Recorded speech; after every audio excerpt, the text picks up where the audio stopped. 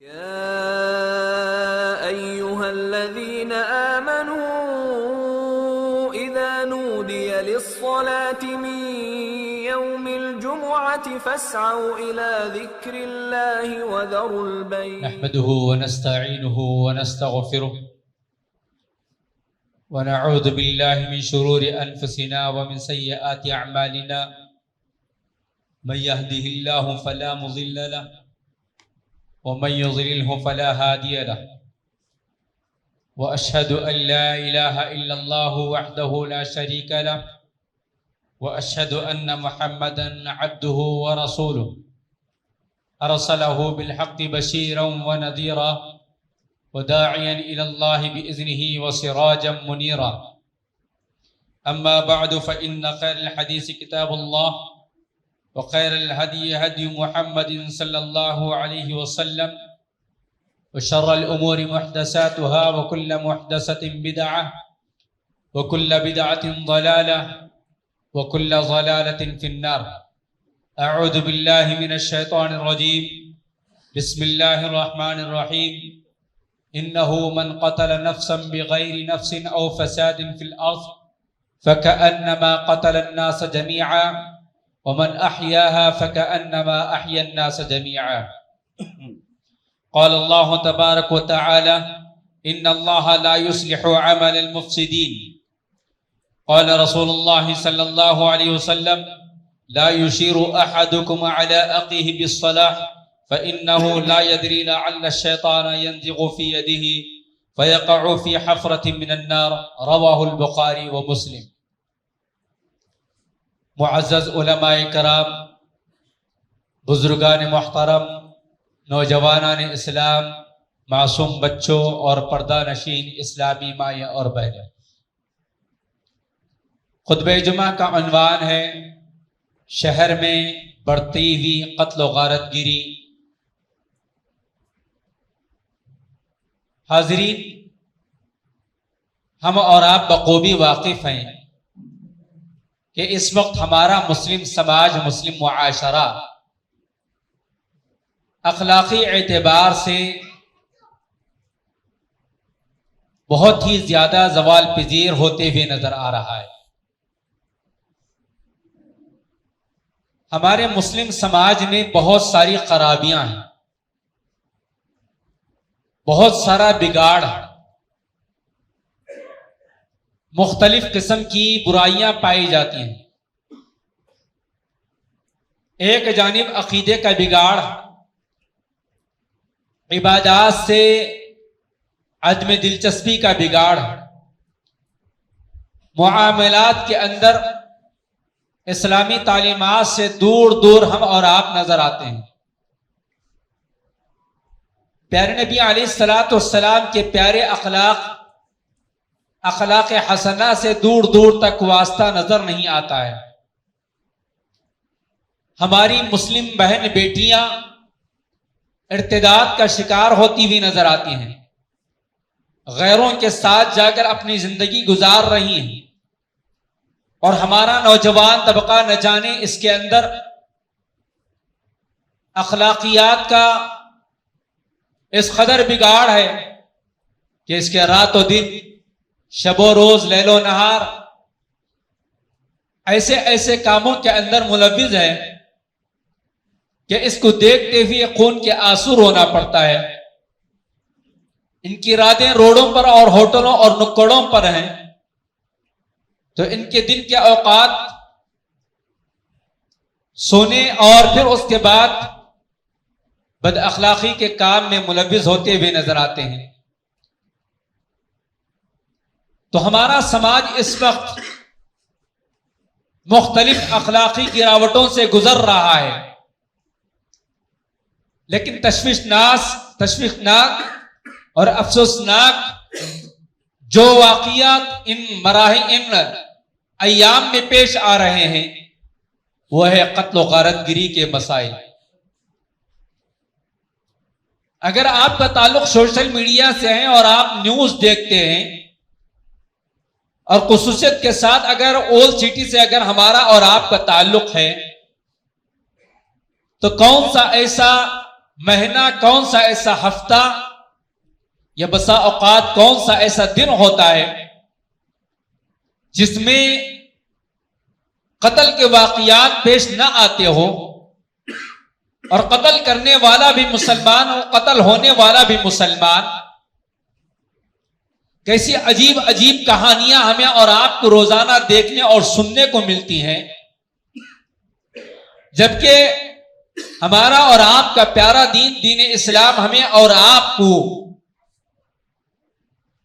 ایک معمولی سی چیز کے قتل سے بھی منع کیا.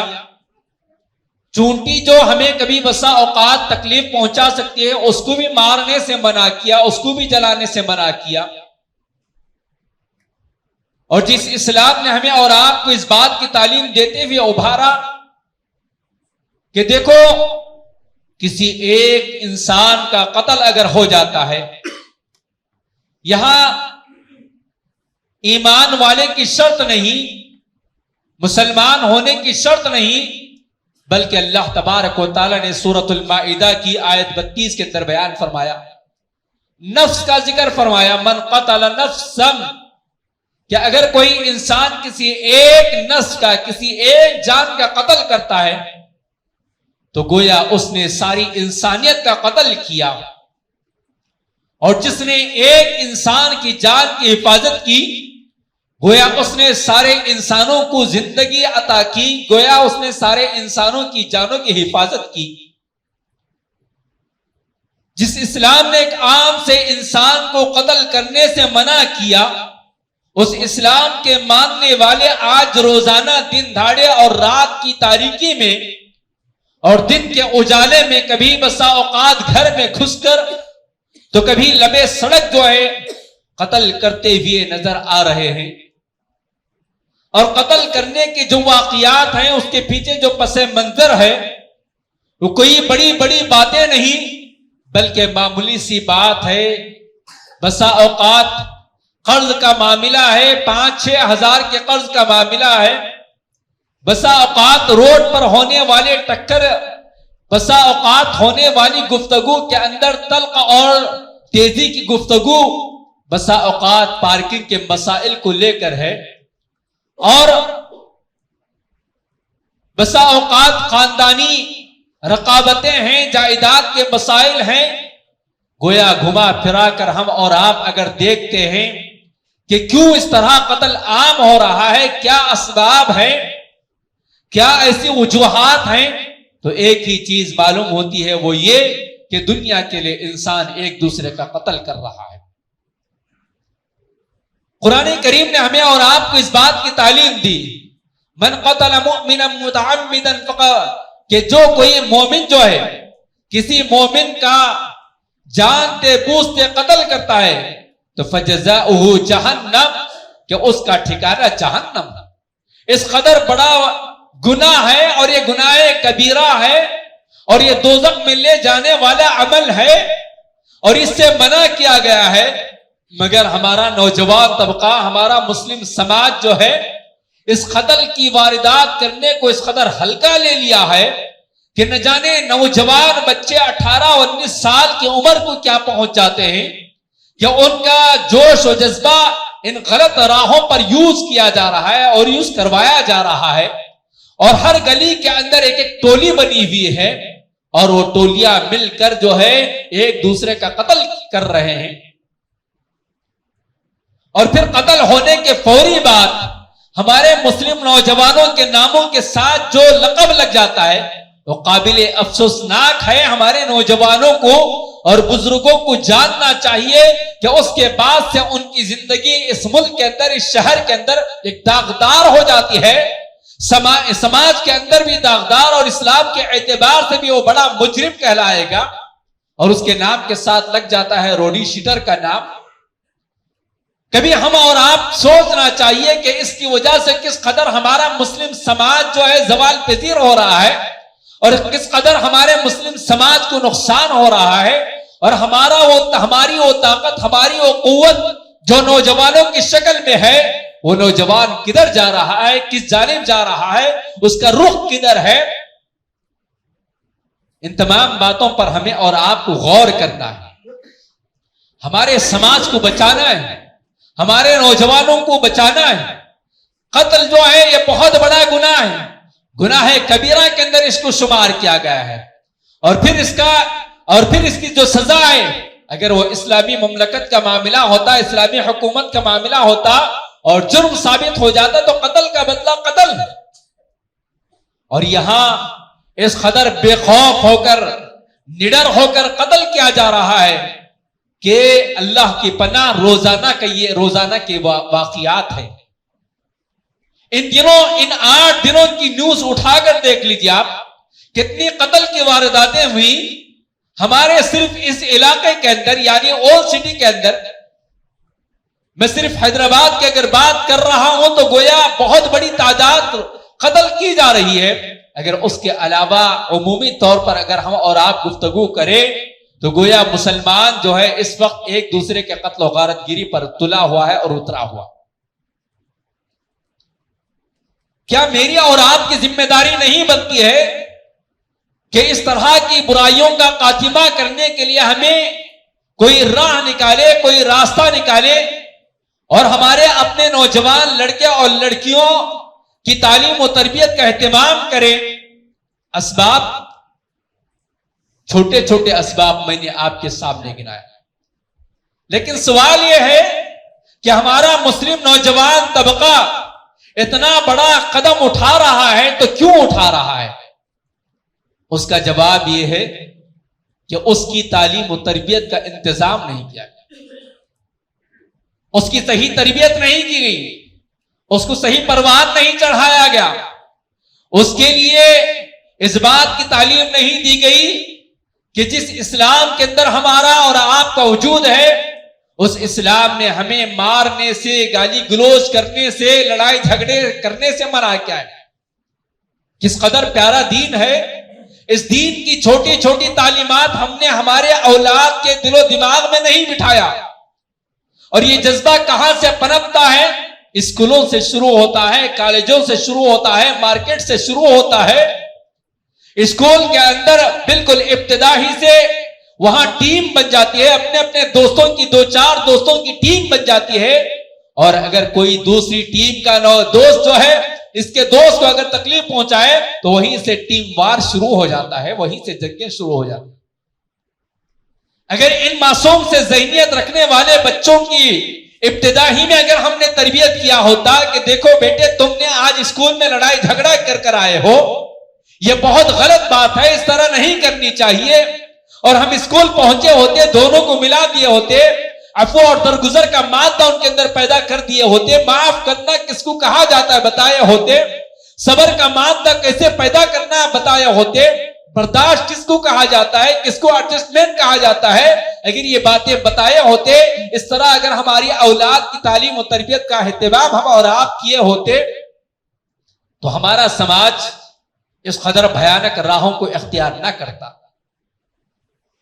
آپ یہ نہ سمجھے کہ ہم اور ہمارے بچے ان تمام چیزوں سے محفوظ ہیں، نہیں، ہم اور ہمارے بچے تو محفوظ ہیں، لیکن جو مارے جا رہے ہیں وہ بھی ہماری اولاد ہے، جو مار رہے ہیں وہ بھی ہمارا ہی خون ہے، وہ بھی ہمارا ہی طبقہ ہے، وہ ہماری طاقت ہے، وہ ہماری قوت ہے، اور ان کو بچانا اور ان کی تعلیم و تربیت کا انتظام کرنا ہم تمام مسلمانوں کی ذمہ داری بنتی ہے۔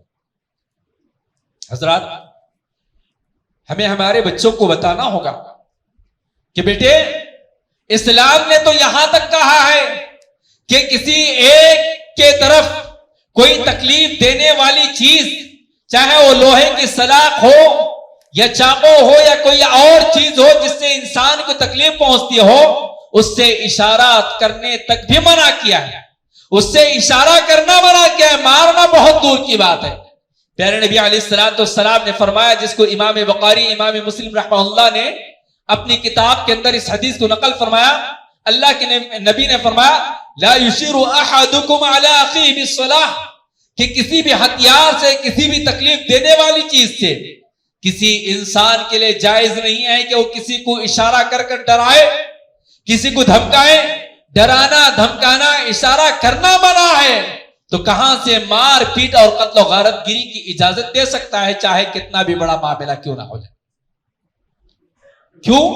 اس لیے کہ آپ علیہ الصلوۃ والسلام نے فرمایا کہ دیکھو اگر تم اشارہ کر رہے ہو تو تم جانتے نہیں ہو کہ پتا نہیں کہ تم یا پھر وہ جو ہے آپس میں لڑ بھڑ جائے، جھگڑ جائے اور تم دونوں میں سے کوئی ایک جہنم کے حوالے ہو جائے۔ جس اسلام نے ہمیں اور آپ کو بازار میں چلتے ہوئے لوہے کی سلاخ اور تکلیف دینے والے ہتھیار کو لے کر چلنے سے منع فرمایا، اس اسلام کے ماننے والوں کا یہ روزانہ کا معاملہ ہو جائے کہ صبح ہوئی تو ایک قتل، شام ہوئی تو ایک قتل، دوپہر میں قتل، سڑکوں پر قتل، اسکولوں کے پاس قتل، کالجوں کے پاس قتل۔ میرے بھائیوں، یہ ہم سب کے لیے بہت ہی افسوسناک اور ہم سب کو جو ہے جاگنے کی ضرورت ہے۔ اسلام نے ہمیں اور آپ کو اس بات کی تعلیم دی کہ مومن جو ہے ایمان کی حالت میں اس وقت تک رہتا ہے جب تک کہ اس کے ذریعے کوئی قتل نہیں ہوتا، جب تک کہ وہ کسی کا خون نہیں بہاتا۔ امام بخاری رحمت اللہ علیہ نے اس حدیث کو اپنی کتاب میں نقل فرمایا۔ پیارے نبی علیہ الصلوۃ والسلام فرماتے ہیں لن يزال المؤمن في فسحة من دينه ما لم يصب دماء حراما، کہ مومن جو ہے اپنے ایمان میں، ایمان کی زندگی میں ہمیشہ لگاتار لگا رہتا ہے یہاں تک کہ اس کے ذریعے کوئی ناجائز طریقے سے خون نہ بہایا جائے۔ اگر وہ کسی کا غلط طریقے سے خون بہا دیتا ہے تو گویا اس کا ایمان چلا جاتا ہے۔ اللہ تبارک و تعالیٰ نے ہم سب کو جو ہے اس بات کی تعلیم دی کہ ہم سب جو ہے صبر کے ساتھ ایک دوسرے کو عفو اور درگزر کے ساتھ زندگی گزارے، تبھی جا کر مسلم سماج جو ہے ایک اسلامی معاشرے کی شکل میں رونما ہو سکتا ہے۔ قتل و غارت گری کی راہیں بند ہو سکتی ہیں، گالی گلوچ کی راہیں بند ہو سکتے ہیں، حسد اور کینہ کپٹ کی راہیں بند ہو سکتی ہیں، اور چوری اور ڈکیٹی کی راہیں بند ہو سکتی ہیں۔ اسلام نے تو ہمیں اور آپ کو یہاں تک تعلیم دی کہ سباب المسلم فسوق و قتالہ کفر، کہ ایک مسلمان کا دوسرے مسلمان کو گالی دینا گویا یہ فسق و فجور کا عمل ہے، اور لڑائی جھگڑا کرنا، قتل کرنا یہ کفر کی علامت ہے۔ اور اسلام کا تعارف پوچھنے پر پیارے نبی علیہ الصلوۃ والسلام نے فرمایا من المسلم، کہ آپ علیہ الصلوۃ والسلام سے سوال کیا گیا کہ مسلمان کون ہے، اس کا تعارف کیا ہے، اس کا اوصاف کیا ہے، اس کی صفات کیا ہیں، اس کے کیریکٹر کیا ہیں۔ آپ علیہ الصلوۃ والسلام نے فرمایا المسلم من سلم المسلمون بلسانه ويده، کہ مسلمان وہ ہے جس کی زبان سے، جس کے ہاتھ سے دوسرا مسلمان محفوظ ہو۔ کیا آج ہماری زبان سے، ہماری آنکھوں سے، ہمارے ہاتھ اور پیر سے دوسرا مسلمان محفوظ ہے؟ اگر محفوظ نہیں ہے تو گویا ہمارا ایمان اور ہمارا اسلام ڈگمگا رہا ہے۔ حضرات، اللہ تبارک و تعالیٰ نے سورہ یونس آیت 81 کے اندر ہم سب کو اس بات کی تعلیم دی کہ زمین میں فساد نہ پھیلاؤ۔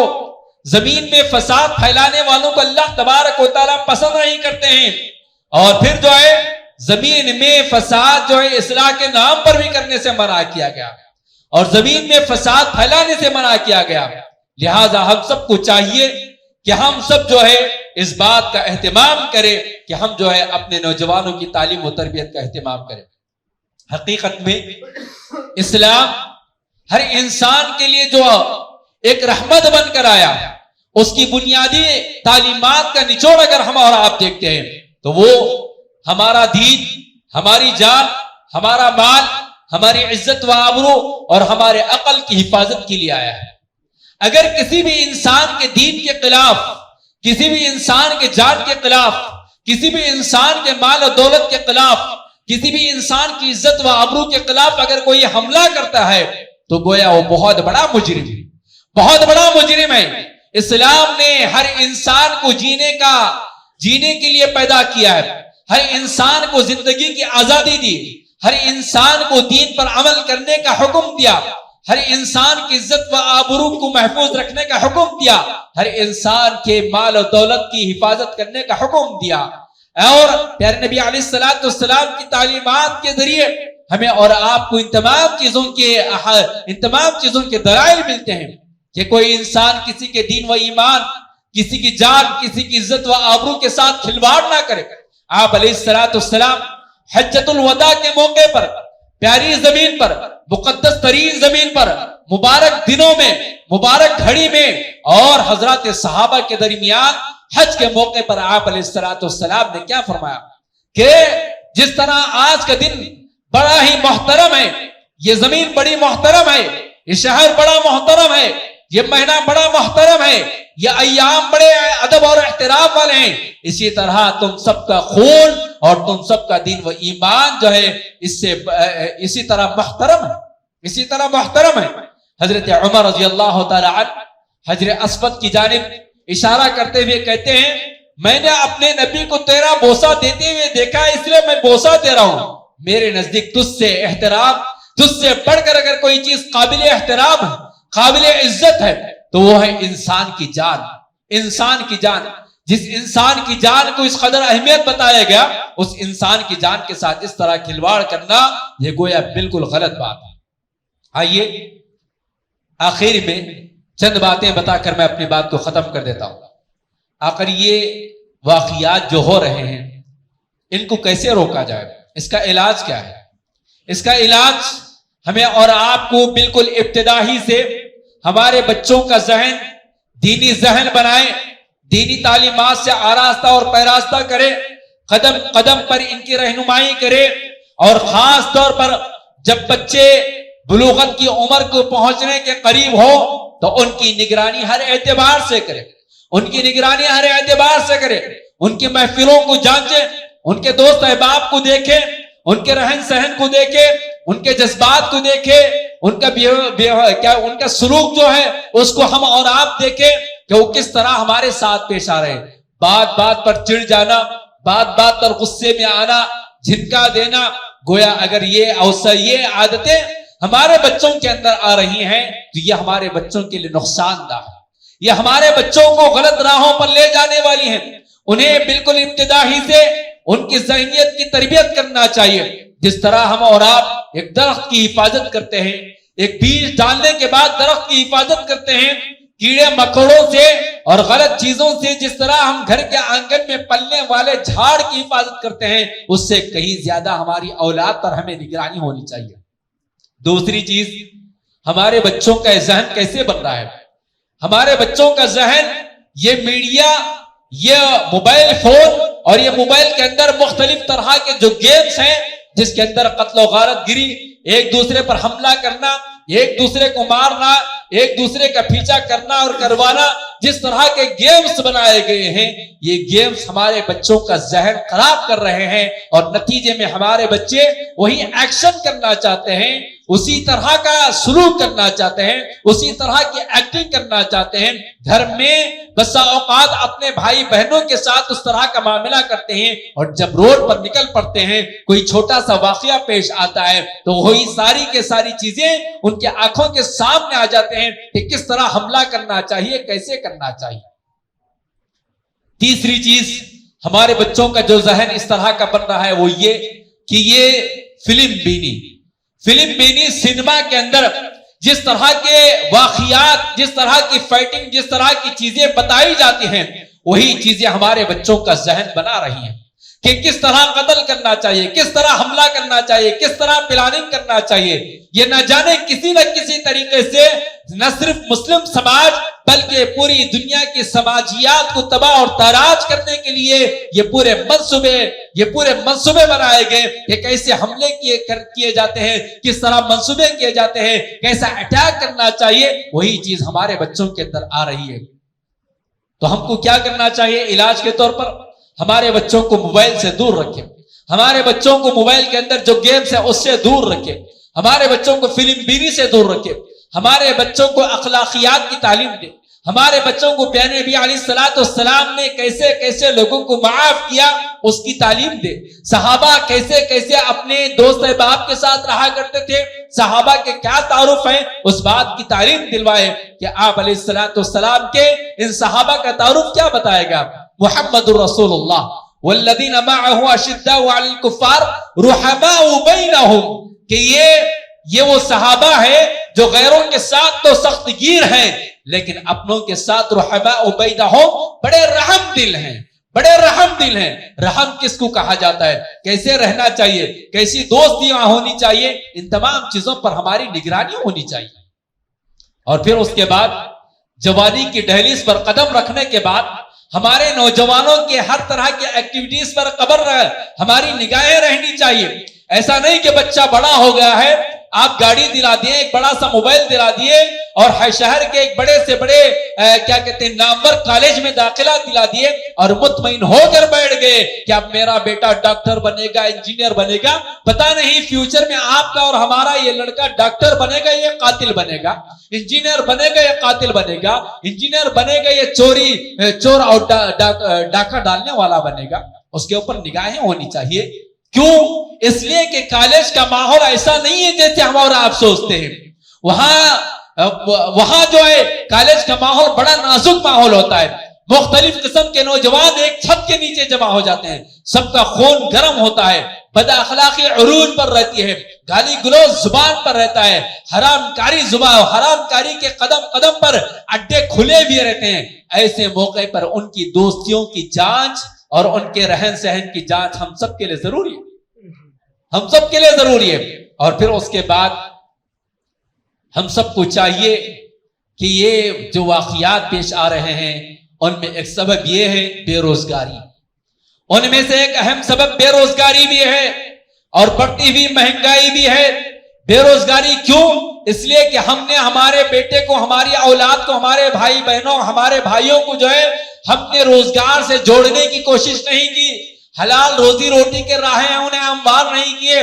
نتیجے میں وہ قرضدار ہو رہے ہیں, قرضے لے رہے ہیں اپنی عیاشی کے لیے, اپنے روزانہ کی زندگی کے لیے, اپنے کھانے پینے کے لیے, اپنے عیش کے لیے. اور قرض ادا نہ کرنے کی صورت میں بحث و تکرار کے بعد یا تو قرضدار ہلاک ہو رہا ہے یا قرض لینے والا ہلاک ہو رہا ہے. یا تو جس نے قرض دیا وہ آ کر مار کر جا رہا ہے, ختم کر کے جا رہا ہے, یا جس کے پاس قرض لیا گیا ہے اس کو ہی ختم کر دیا جا رہا ہے. لہٰذا ہم اپنے نوجوانوں کو روزگار سے جوڑنے کے جتنی راہیں ہیں اس سے جوڑنا چاہیے. اور اگر بے روزگاری کا شکار رہیں تو روزانہ کی ان کی ضروریات کو پورا کرنے میں جب والدین ساتھ نہیں دیتے تو نتیجے میں وہ باہر کی راہیں اختیار کریں گے اور باہر ایسے لوگوں سے وہ قرضہ لیں گے اور پھر قرض لینے کے بعد قرض ادا نہ کرنے کی صورت میں یہ نوبتیں آ رہی ہیں. یہ تمام کی تمام باتیں جو ہے آپ سب مجھ سے بہتر جانتے ہیں. آپ بھی اسی سماج میں رہتے ہیں اور ہم بھی اسی سماج میں رہتے ہیں. یہ چھوٹی چھوٹی باتیں ہیں جن کی جانب ہماری توجہ نہ ہونے کی وجہ سے یہ تمام واقعات پیش آ رہے ہیں. حضرات, نوجوان طبقہ عیاشی کے اندر, خاص طور پر قتل و غارت گیری کے اندر مبتلا ہونے والا نوجوان طبقہ سماج میں اور ہمارے شہر میں بڑھتی ہوئی منشیات کا, شراب کا, کباب کا شکار ہو رہا ہے. یہ منشیات یعنی نشہ آور چیزیں ہر گلی کوچوں کے اندر بڑے آرام سے مل رہی ہیں, بڑی سہولتوں کے ساتھ مل رہی ہیں. اور نہ جانے مختلف نیوز جب دیکھتے ہیں تو ہمارے اسکولوں کے باہر جو دکان ہیں, جو اسکولوں کے اندر یا اسکولوں کے باہر جو کینٹین ہیں, وہیں پر یہ زہر بیچا جا رہا ہے. یہ نشہ کی چیزیں چاکلیٹ کی شکل میں, بسکٹ کی شکل میں, نہ جانے مختلف قسم کی شکلوں میں بیچ رہے ہیں. اور یہ بھی ایک سبب بن رہا ہے کہ قتل و غارت گیری کو عام کیا جائے. چلیے 1 منٹ کے اندر ہم اپنی بات کو ختم کر دیتے ہیں. اب ہمیں کیا کرنا چاہیے؟ ہمیں جہاں انفرادی طور پر اپنے گھر میں اپنے بچوں کے ساتھ یہ تمام چیزیں پیش آنے سے بچانے کے لیے اسلامی ماحول بنانا چاہیے, اسلامی ذہن بنانا چاہیے, اسلامی تربیت کی کوشش کرنی چاہیے. وہیں پر اجتماعی طور پر ہم سب مسلمان ہیں تو ہم سب ذمہ دار ہیں. تو ہم سب کی ذمہ داری کیا بنتی ہے؟ ہم سب کی ذمہ داری بنتی ہے کہ ایسے نوجوانوں تک پہنچے ہم جو بد اخلاقی کے شکار ہیں, جو گانجا کے شکار ہیں, جو منشیات کے شکار ہیں, جو شراب اور کباب کے شکار ہیں, جو بد اخلاقی کے شکار ہیں, جو بات پر غصے کے اندر آ کر قتل و غارت گیری کا معاملہ کرتے ہیں. ایسے نوجوانوں تک پہنچنا ہم سب کی ذمہ داری ہے. ہم سب کی ذمہ داری ہے ہم ان کی کاؤنسلنگ کریں, ہم ان کے ذہن کو بدلیں, ان کی ذہن سازی کریں. اور اس کے لیے ہمارے مساجد, ہمارے مدارس، ہمارے جمعیات، ہماری تنظیمیں سب کو متحرک ہونا چاہیے. ہماری مسجد کے اندر ایسے نوجوانوں کے لیے کاؤنسلنگ سینٹر قائم ہونی چاہیے کہ وہ آئیں، نماز کو آنے کے بعد جو ہے انہیں 5-10 منٹ بٹھایا جائے اور ان کا ذہن بنایا جائے. اور آخری بات کہ پولیس یہ اس کی بڑی ذمہ دار بنتی ہے، تو پولیس کو چاہیے کہ واقعات ہونے کے بعد وہاں پہنچنے سے پہلے واقعات کو روکنے کے لیے کیا قدم اٹھانا چاہیے وہ اٹھائیں، اور ساتھ میں ہم جیسے لوگوں کو لے کر ان جیسے نوجوانوں کی تربیت کا اہتمام کریں. اللہ سبحانہ و تعالیٰ سے دعا ہے اللہ تبارک و تعالیٰ ہمارے سماج کے اندر ہر ہونے والے بگاڑ کے خاتمے کے لیے ہمیں متنبہ ہونے، متوجہ ہونے اور اپنے آپ کو بنانے اور دوسروں کو سنوارنے کے اللہ تعالی ہم سب کو توفیق عطا فرمائے. اے اللہ ہمارے شہر میں اور ہمارے ملک میں بڑھتے ہوئے ان حادثات سے روکنے اور رکانے کے ہم سب کو توفیق عطا فرمائے. اللہ عقیدے کی تعلیم، اخلاق کی تعلیم، عبادات کی تعلیم، معاملات کی تعلیم کو عام کرنے کی ہمیں توفیق عطا فرمائے.